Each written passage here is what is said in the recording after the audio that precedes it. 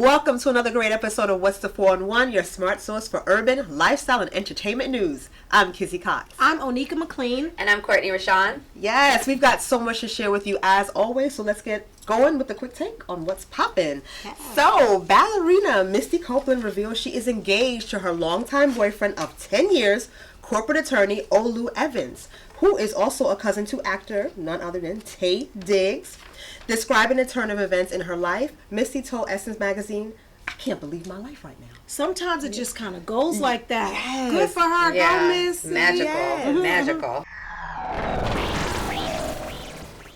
Of course, I'm happy to report that Bravo the Singles Project, won an Emmy.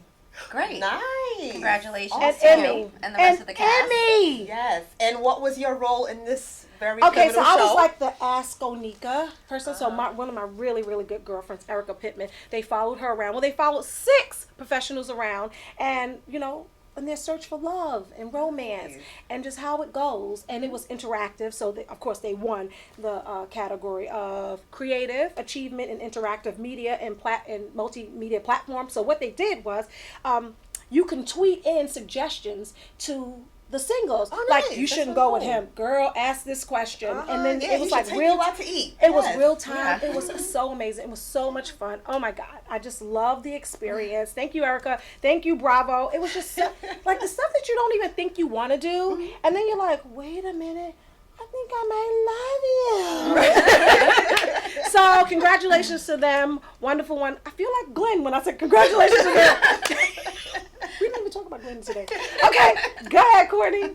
Yeah. All right, pop star Rihanna is always on the scene during New York Fashion Week, and this year was no different. Rihanna held her New York Fashion Week party at the New York Edition Hotel, which is attended by Chris Rock, Timbaland, Pharrell, Wiz Khalifa, and many more. Guess what this month is? What is it? Black-owned Restaurant Month. Yes. Nice. Yes. Okay. Nice. So beginning September 9th, 13 restaurants are participating in Restaurant Week. Nice. So you can go there, $35. It's like a prefix meal. It's just magnificent. So Google Black-owned Restaurant Month and see the list.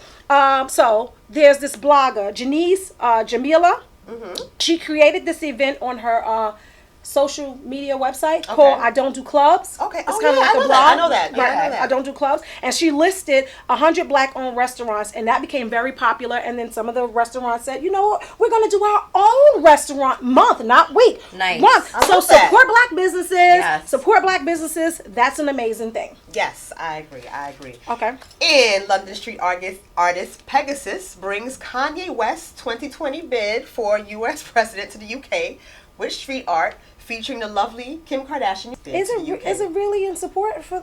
Really? Yes. I thought Kanye was kind of like joking. I saw him say that. He was kind of like, and I'll just run for president. Is he serious? I think a part of him was very serious. If Trump could do it, why not Kanye? Exactly. Go Kanye. Go Kanye. Right.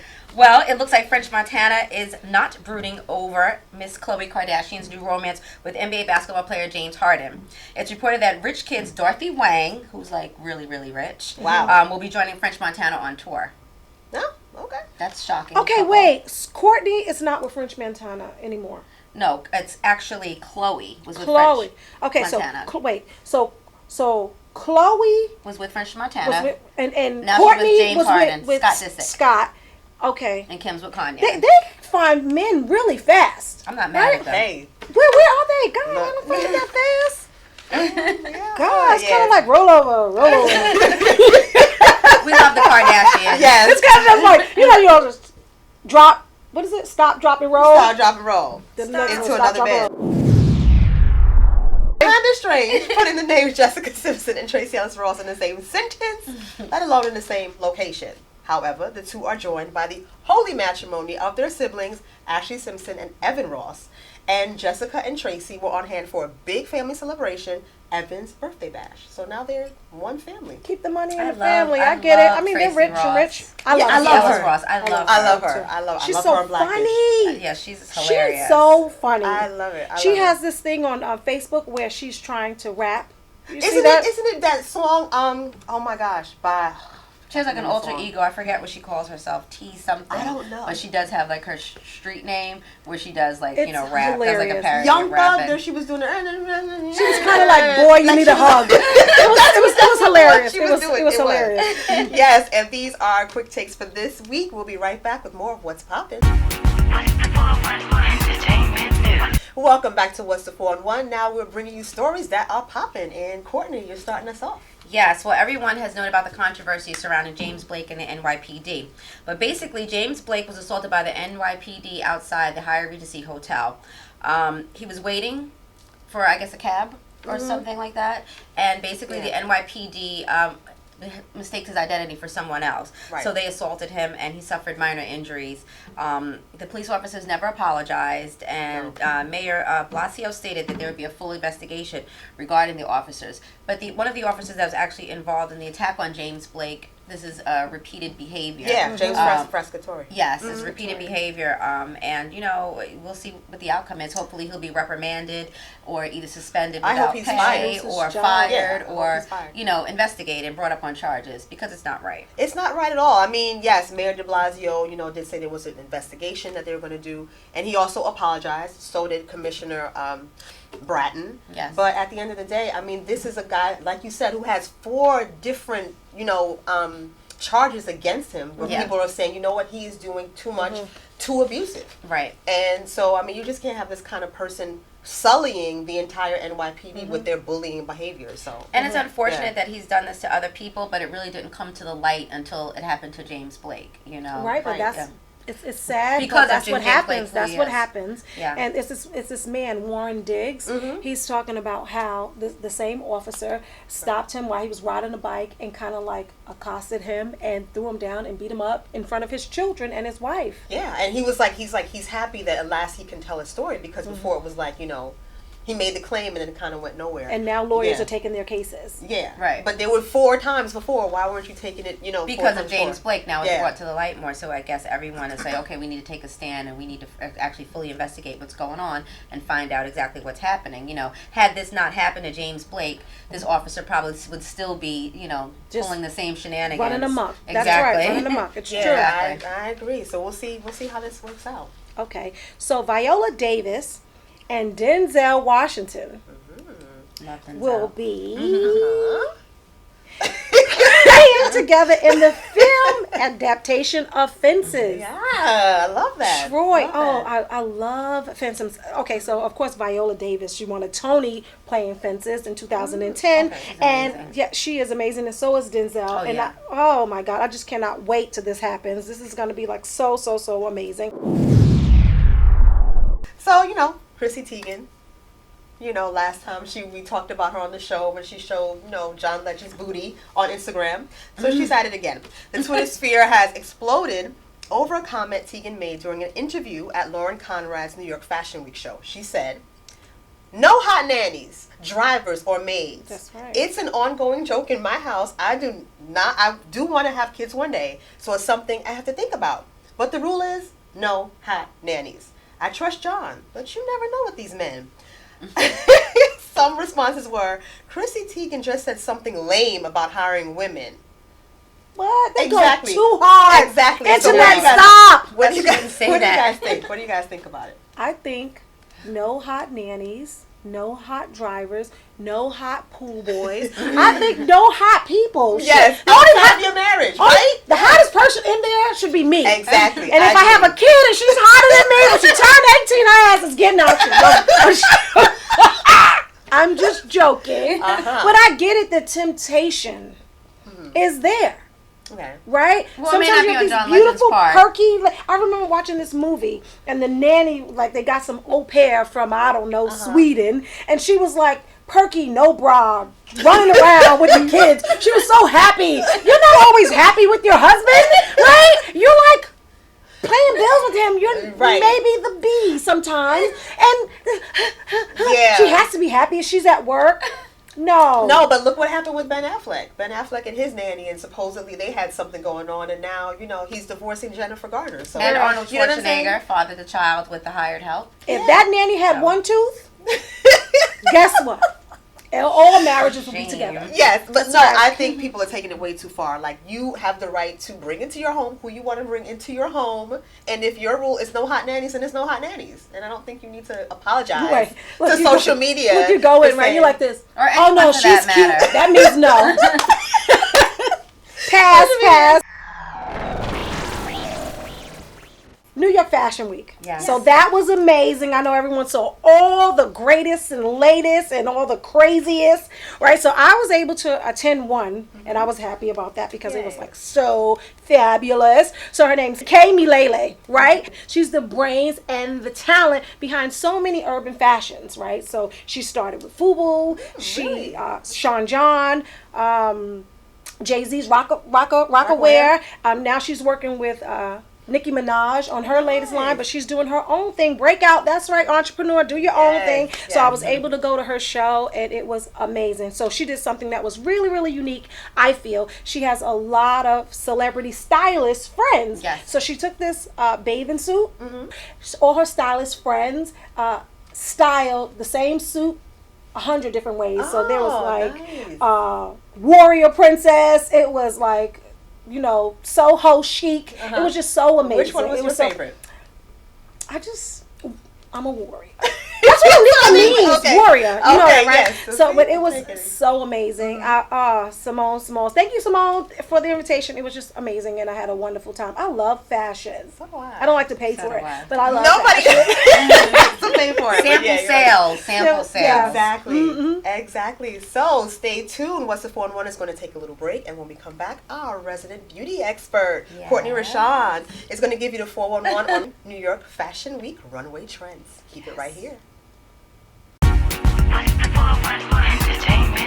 Everyone knows about New York Fashion Week. So during New York Fashion Week, the runways were heating up with fresh and sexy hair and makeup trends for the spring 2016 looks. The makeup trends include barely there makeup, which is a personal favorite of mine, bold lines made with eyeshadow, it was like a take on the cat eye, and eyeliner and lip stain with natural flesh like rosy tones, and face embellishment was also popular. Oh, nice. Which was, you know, it's actually cute, little glitter and, you know, different little It's like stars, the carnival like look, decals, but like, exactly. you know, every yes. day. You go in the office with some glitter on your face. They think you were stripping. That's not going to work. Don't go in the office. No, it's not in with the little, office. little gyms right here. Talking about, hi, John. On the weekend. I On the think weekend. Shaniqua is stripping. I think she's moonlighting. Welcome back to What's the 411. Now we're talking about stories that's flying under the radar. And I'm starting it off. Baltimore has reached a settlement with the family of Freddie Gray for $6.4 million. It's about time. Yeah. As you might recall, Freddie Gray was the young black man who was fatally injured while in police custody. His death incited riots and protests like last spring. And the criminal trials of the 6 police officers are going to go on, however. And Baltimore's Mayor Stephanie Rawlings Blake is saying that the settlement isn't an admission of liability, just a way to avoid a long drawn-out litigation and, you know, putting the families through the whole trial. The settlement is more than, hear this, the payout for 120 lawsuits against the Baltimore Police Department combined since 2011. Perfect. Now, in response, the police union president is calling the deal obscene. But what I think is really obscene is that a young man was handled so roughly while in police custody that he died, and he wasn't even given any type of treatment on the way to the hospital, which might have saved his life. So what do you guys think about the settlement? I think perfect. I think that what should happen is the amounts should be outrageous. They should be obscene. They should be outlandish. You want to know why? Because if it cripples the finance, maybe something will happen. Right. This is ridiculous. Right. We see these stories every day. We do. Enough is enough. Like, this is so ridiculous. And you know what? So now the mayor is not going to run for re-election. Yeah, she said that. She said she's like, yeah, because like, look at this. There's This so is a much mess. going on. But Baltimore, I visited Baltimore. I don't know if you guys have. Yeah, I visited like Baltimore. Baltimore is sad in Baltimore for black Yeah. people. It's Right. sad. Not only that, money cannot replace a life, period. You know what I mean? So I no agree. amount can compensate the loss of a family member. But I do agree that the amounts that they're settling for should be, you know, big ridiculous. amounts. They Yeah. should be, they should be compensated like heavily, Right. for pain and suffering and just the, humiliation and the way it was handled and all the above. So, congratulations to their family. And the actual yeah. collections, like, how does that work? The judgment is one thing. The collection of it is from the city, so maybe It should be. No, that's what the city said. They said 6.4. So she should be getting 6.4 million. Okay, so we'll good, see. good. We'll see what happens, and hopefully these cops will be stop convicted. it. These as bad well. cops. Black lives matter. All lives matter. Right? All lives matter. Absolutely. Okay. Courtney. Okay, so speaking of all lives mattering, recently we reported that LeBron James Foundation, I Promise, has pledged 1,100 college students scholarships to attend the University of Akron in Ohio. According to the Huffington Post, LeBron has expanded his scholarship program by partnering with the adult educational organization Project Learn of Summit. The program is called I Promise 2, which is helping adults, parents, earn their GED and prepare them to enter the workforce, which is great. That's really good. Yeah, That's it's awesome. really cool. That's awesome. So Very, he's very helping cool the of him. children and the parents. And the adults, Exactly. yeah. And adults, period. The parents and the adults who want to earn their GEDs and re-enter the workforce. So That's really good. Really That's great. helping the whole community where Exactly. everybody is more I educated. love and when you it, give back. It brings back, Good. brings up everybody. Yes, kudos to LeBron James. Yay, Something LeBron. positive. We'll be right back with more of What's the 4-in-1. Keep it locked. What's the 411 Entertainment News? Welcome back to our newest segment, Caribbean Cook Up. Try it, Courtney. Caribbean cook up. Cook up with our lovely Kizzy. What's cooking? But yes, we are talking Caribbean cook up. We're not talking about food, but the events that are happening in the Caribbean community. And I'm starting it off with the lovely Brooklyn. It made history recently with its first ever Soca flash mob. So while dancing to Angela Hunt and Machel Montano's Party Done, Soca lovers locked down the plaza in front of Barclays Center with some wicked waistline moves, choreographed by dance instructor Kiara Ross. The event was organized by Oba Stevens, a Trinidadian, but it was an opportunity for people from all over the Caribbean to show their national pride and unite for Caribbean pride. Hundreds of people participated, guys. Some people put the estimates anywhere from 900 to nearly 2,000 people. Oh, right there in the Barclays? Barclays Center, Wow. yes. Goodness. Yes. So Oba plans to do another Soca flash mob in Houston, Texas next month. Oh, nice. Good. Yes, Good. awesome. Wonderful. Very cool. Hey, and again, Brooklyn. There's no other place in the world. Was also the site of the annual West Indian Day Parade, which routinely draws like 2 million people to Crown Heights each year. Have you guys ever been? Yes. Yes. It's a wonderful display of Caribbean culture with parties and performances by soca artists and steel pan drummers leading up to the big day, which is beautiful masquerade costumes and big trucks playing soca music and reggae and all that stuff. And it's also an opportunity to get lots of good food, fish cake, jerk chicken. You can drink sorrel, molly, whatever, ginger beer, whatever you want. Who are you? You just turned. Wait. It comes in. Wait a minute. Who are you? Where's Kizzy? Still here. Okay. Unfortunately, though, even with all of the festivities and, the happy stuff, the huge crowd also brings some of the wrong crowd. So we know, like, right before at the Juve celebration, which happens before the parade in the early morning hours and it's separate from the parade, there was violence. One person was stabbed to death and 4 other people were injured, including Carrie Gabay, and he's a lawyer for Governor Cuomo's office. At around 3 a.m. that morning, Monday morning, he was walking by and he was shot in the head by a stray bullet. As of this taping, he is still in a coma fighting for his life.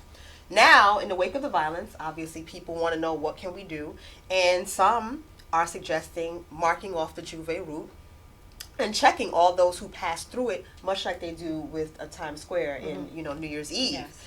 And I don't know if that's a good idea, because I just feel like because it's a residential area and it's not like Times Square where it's retail and office space, I don't know that they're going to be able to stop it that way, because people who are living there might be the ones who are initiating the violence. So what do you guys think can be done to, like, stop this?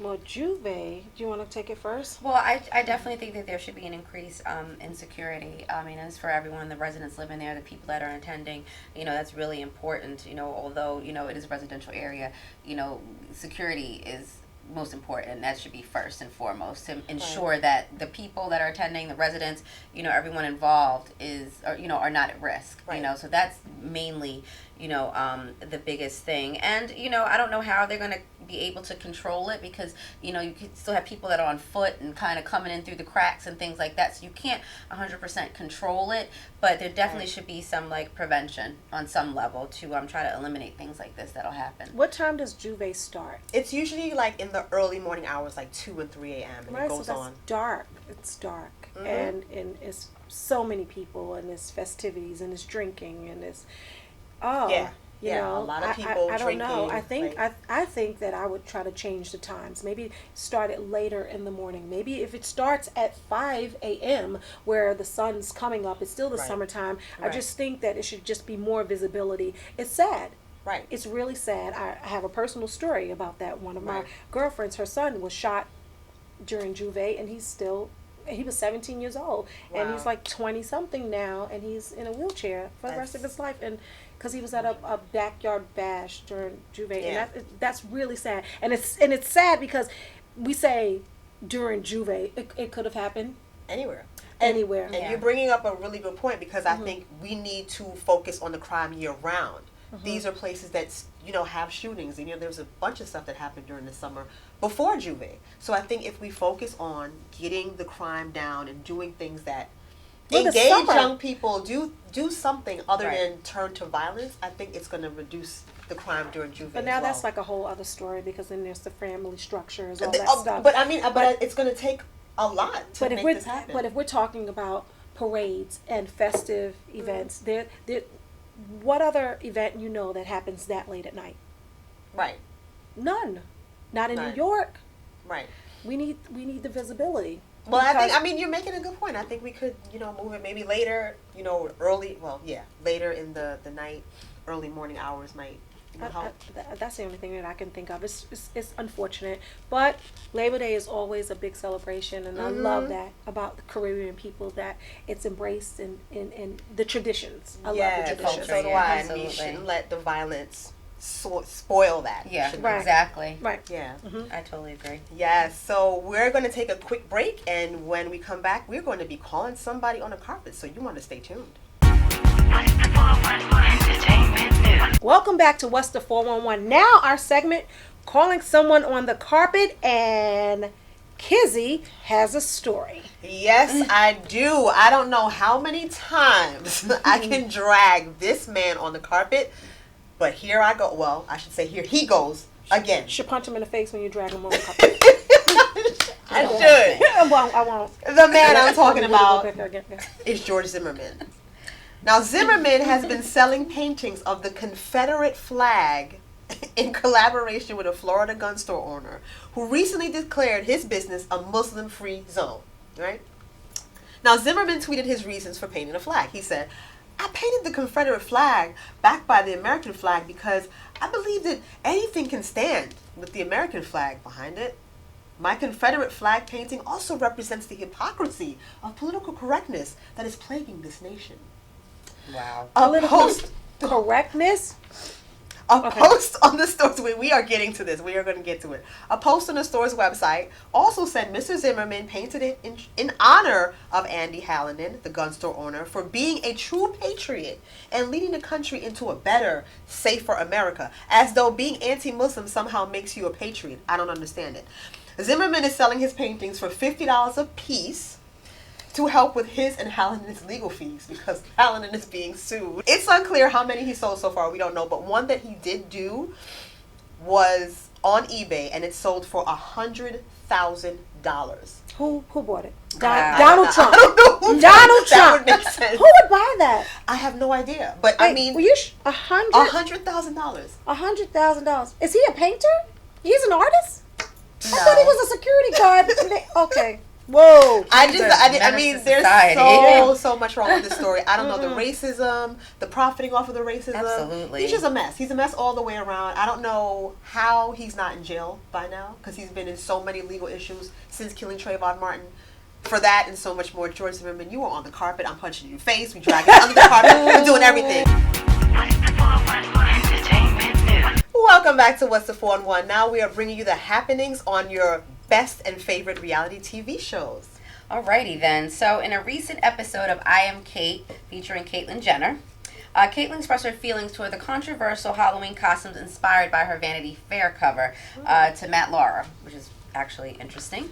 Right. Jenner states that she doesn't care and is not offended, and the costumes are already online. I'm saying that's so funny because everyone, came in, they were talking about how, disrespectful it was to the trans community, and she's saying, yeah, I don't care. Like, whatever. Jenner doesn't care. Right. So, Yeah.